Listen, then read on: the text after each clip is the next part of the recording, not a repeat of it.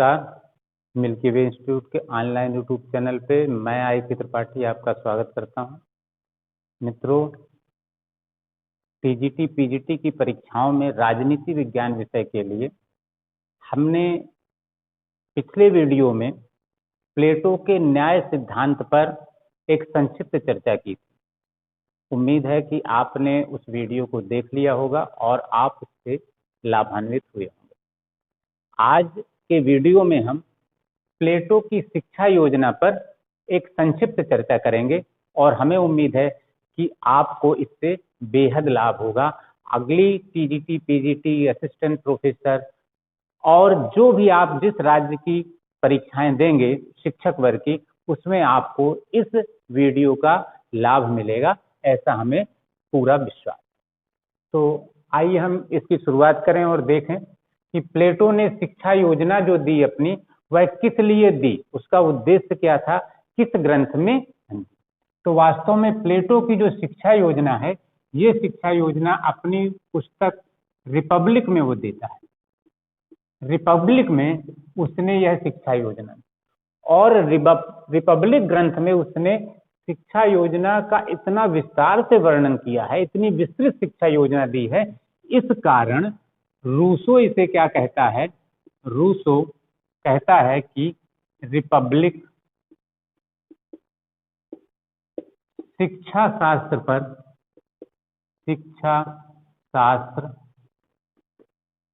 पर लिखा गया सर्वश्रेष्ठ ग्रंथ,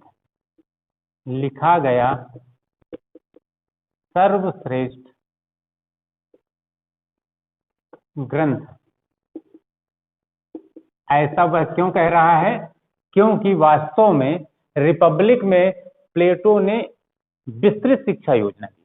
इतनी विस्तृत शिक्षा योजना देने का उसका उद्देश्य क्या था? इस शिक्षा योजना का उद्देश्य क्या था प्लेटो का? यह उद्देश्य था श्रेष्ठ नागरिक तैयार करना।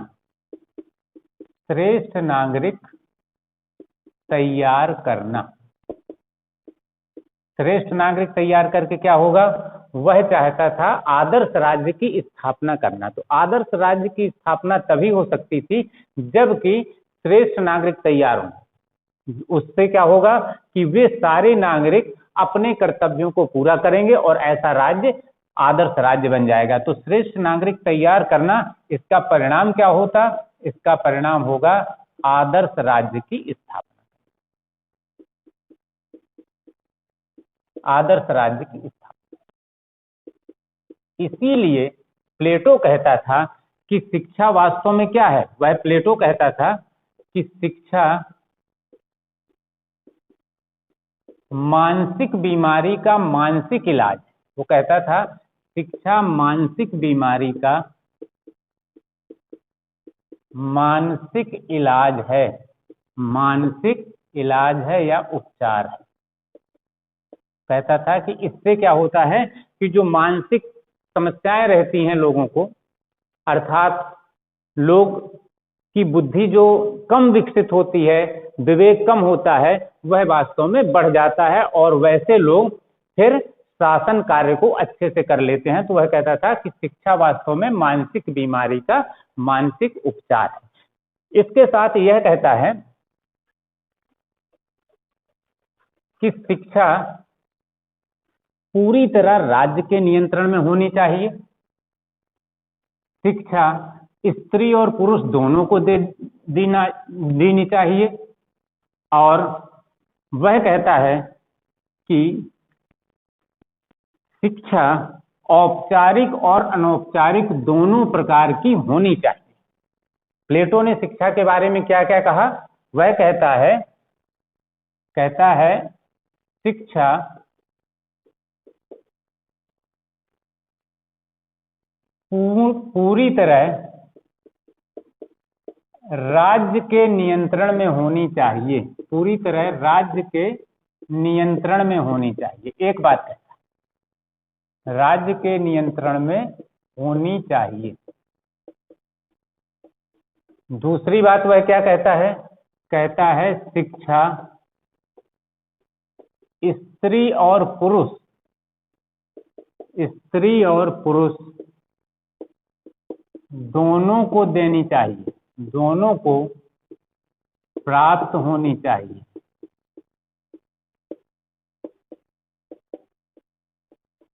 तीसरी बात वह क्या कहता है, शिक्षा औपचारिक तथा अनौपचारिक दोनों प्रकार की होनी चाहिए। औपचारिक तथा अनौपचारिक दोनों प्रकार की होनी चाहिए। वह कहता है शिक्षा औपचारिक तथा अनौपचारिक दोनों प्रकार की होनी चाहिए।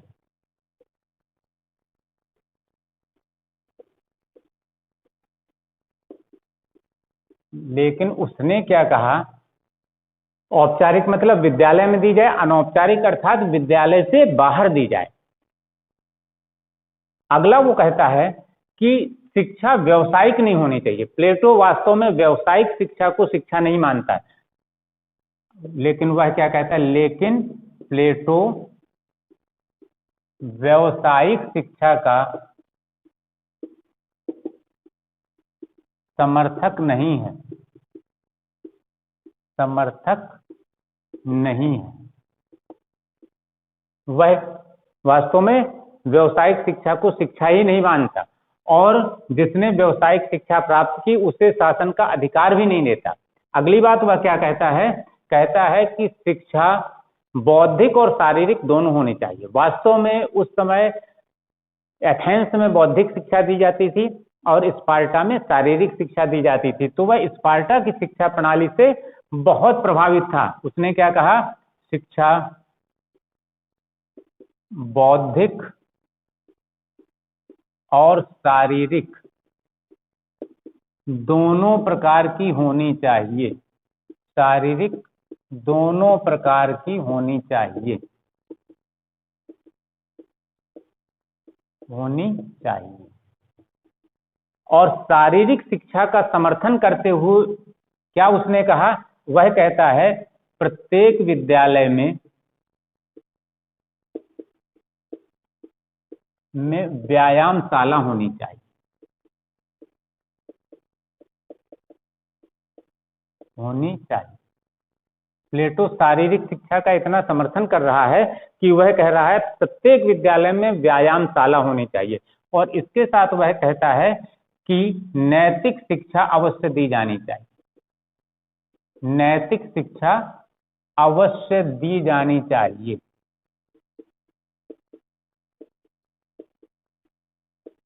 तो वास्तव में उसने जो शिक्षा के बारे में ये बातें कही, ये क्या हो जाती हैं, प्लेटो की शिक्षा योजना की विशेषताएं हैं।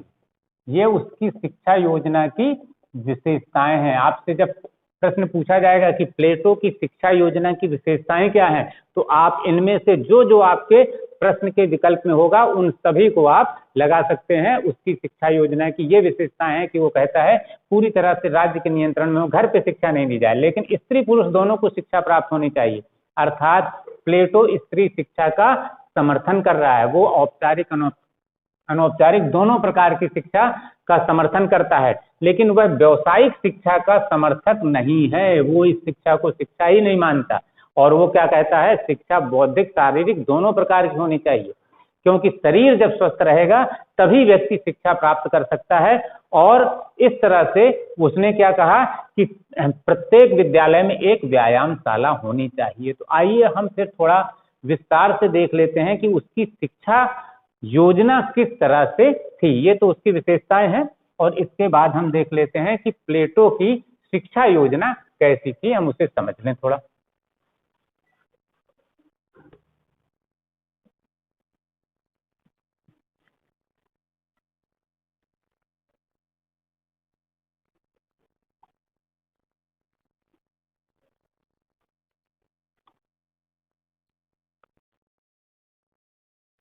तो वास्तव में प्लेटो जो अपनी शिक्षा देने की बात करता है, शिक्षा योजना प्रस्तुत करता है, वह कहता है कि यह शिक्षा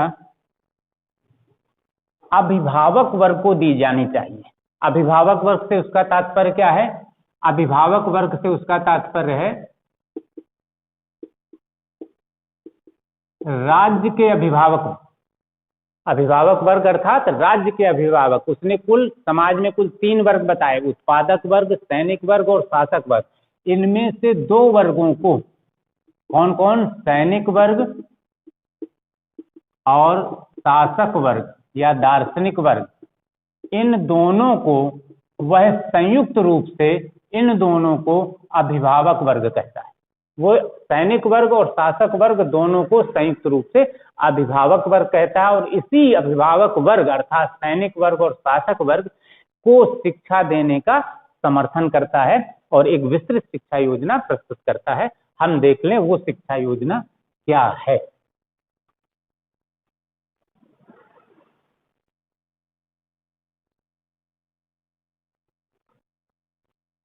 तो वास्तव में अभी हमने विशेषताओं में देखा कि उसने क्या कहा, शिक्षा औपचारिक और अनौपचारिक दोनों प्रकार की होनी चाहिए, अर्थात शिक्षा सैद्धांतिक और व्यवहारिक दोनों प्रकार की होनी चाहिए।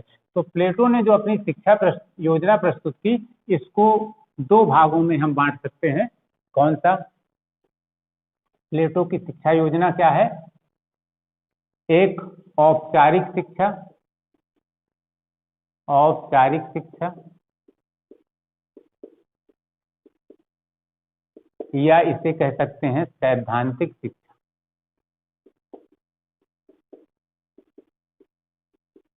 और दूसरा अनौपचारिक शिक्षा, अनौपचारिक शिक्षा, और इसे हम कह सकते हैं व्यवहारिक शिक्षा, व्यवहारिक। औपचारिक शिक्षा कितने समय के लिए है? यह वो कहता है जन्म से लेकर, किसी भी व्यक्ति के जन्म से लेकर, जन्म से 35 वर्ष की आयु, 35 वर्ष की आयु तक। और ये अनौपचारिक शिक्षा है, ये 35 वर्ष से 50 वर्ष की आयु, 50 वर्ष की आयु तक। अब क्या है, औपचारिक शिक्षा को उसने 2 भागों में बांटा, मोटे रूप से इसको उसने 2 भागों में बांटा। कौन? एक प्रारंभिक शिक्षा और दूसरा उच्च शिक्षा।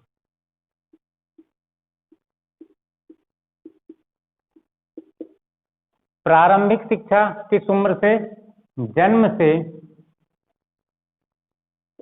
20 वर्ष की आयु तक, 20 वर्ष की आयु तक। और उच्च शिक्षा 20 वर्ष से 35 वर्ष की आयु तक। अब प्रारंभिक शिक्षा को पुनः वह 3 भागों में बांटता है। कौन से 3 भाग? जन्म से 6 वर्ष, दूसरा भाग 6 वर्ष से 18 वर्ष, और तीसरा भाग 18 वर्ष से 20 वर्ष। और उच्च शिक्षा को पुनः 2 भाग में बांटता है वो, एक 20 से 30 वर्ष और दूसरा 30 से 35 वर्ष।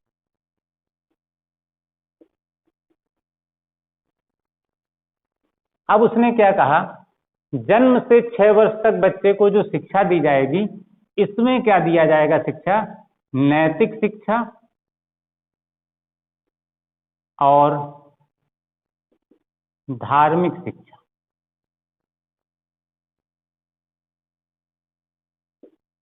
6 से 18 वर्ष तक क्या शिक्षा दी जाएगी? संगीत की शिक्षा और व्यायाम की शिक्षा और व्यायाम। इसका अर्थ क्या हुआ? संगीत की शिक्षा अर्थात बौद्धिक शिक्षा हो गई है, और व्यायाम मतलब शारीरिक शिक्षा हो गई।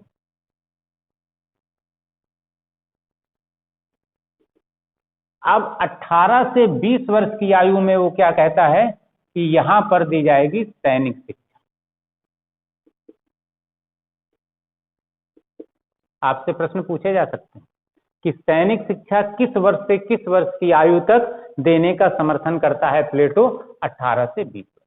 अब इसके बाद प्लेटो कहता है कि 20 वर्ष की आयु में, क्या कहता है, 20 वर्ष की आयु में परीक्षा आयोजित होगी, एग्जाम आयोजित होगा, परीक्षा आयोजित होगी। प्लेटो की शिक्षा प्रणाली देख रहे हैं आप कितनी उच्च स्तर की है कि वह एग्जाम कराने की बात कर रहा है। कह रहा है 20 वर्ष की आयु में परीक्षा आयोजित होगी और इससे क्या होगा, इसका जब परिणाम आएगा तो क्या होगा, कुछ लोग फेल हो जाएंगे और कुछ लोग पास हो जाएंगे, अर्थात कुछ लोग अनुत्तीर्ण हो जाएंगे, अनुत्तीर्ण अर्थात फेल हो जाएंगे, और कुछ लोग क्या होगा, उत्तीर्ण होंगे अर्थात पास हो जाएंगे इस परीक्षा। वो कहता है कि जो अनुत्तीर्ण हो जाएंगे उनको उत्पादक वर्ग में भेज दिया जाएगा, क्योंकि वो शिक्षा प्राप्त करने में असफल हो गए। वो शिक्षा उन्होंने प्राप्त की लेकिन परीक्षा पास नहीं कर सके, अर्थात उन्होंने शिक्षा ठीक से ग्रहण ही नहीं की, तो उनको सैनिक वर्ग और शासक वर्ग में शामिल नहीं किया जा सकता। ऐसे लोग जाएंगे उत्पादक वर्ग में, ऐसे लोग जाएंगे उत्पादक वर्ग में। लेकिन उसने कहा कि जो लोग पास होंगे इनके पास दो विकल्प होंगे, दो विकल्प होंगे, एक तो ये सैनिक की नौकरी कर लें, सैनिक बन जाएं, या फिर उच्च शिक्षा के लिए आगे चले। उसने क्या कहा, जो लोग उत्तीर्ण होंगे वे या तो सैनिक बनेंगे, सैनिक बनेंगे, या उच्च शिक्षा ग्रहण करेंगे, या उच्च शिक्षा ये ग्रहण करेंगे। दो विकल्प हैं इनके पास, या तो सैनिक बन जाए या उच्च शिक्षा ग्रहण करें। अब वो कहता है जो लोग उच्च शिक्षा ग्रहण करने आएंगे इन्हें 20 से 30 वर्ष तक की आयु में कौन सी शिक्षा दी जाएगी? यह कहता है इन्हें गणित, ज्योतिष और तर्कशास्त्र की शिक्षा दी जाएगी।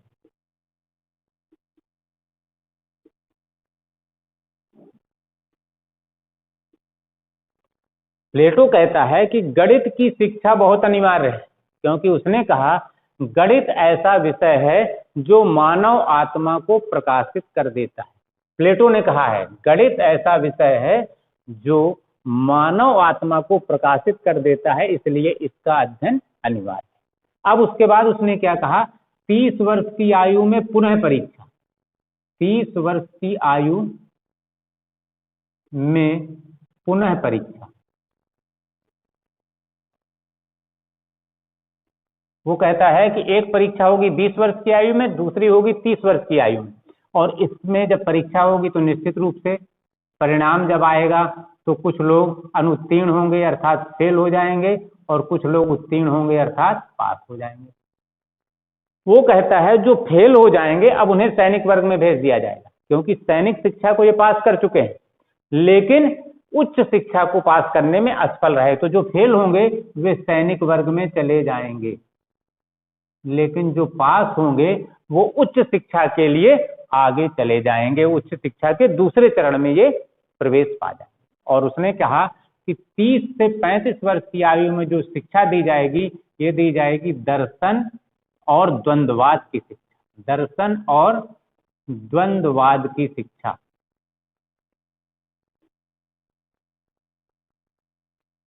प्लेटो कहता है अब इसके बाद कोई परीक्षा नहीं होगी, जो इस शिक्षा को प्राप्त कर लेगा वह क्या हो जाएगा, दार्शनिक हो जाएगा,